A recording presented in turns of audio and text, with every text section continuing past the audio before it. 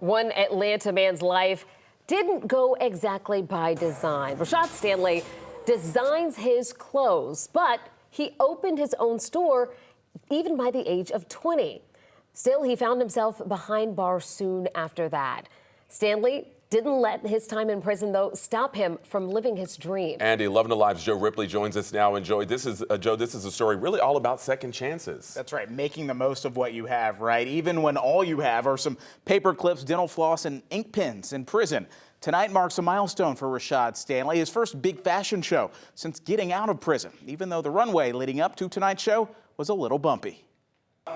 Rashod Stanley has no problem standing out, and that's by design. A sense of accomplishment to actually be able to get out here and do it. The fashion designer has dozens of models hitting the runway, showing off his line, The Trenches. Stanley says the name reminds him that his current location doesn't determine his destination. A lot of guys come from my environment, or we're just in the same circumstance I just came from and don't really even get a chance to make it out. Like, I done seen folks die in prison, so. By age 20, Stanley owned his own store.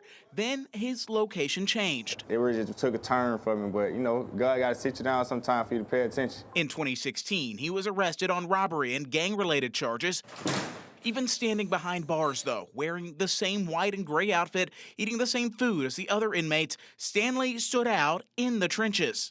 I made clothing out of paperclip and dental floss. You know, just took the time and just perfected my craft.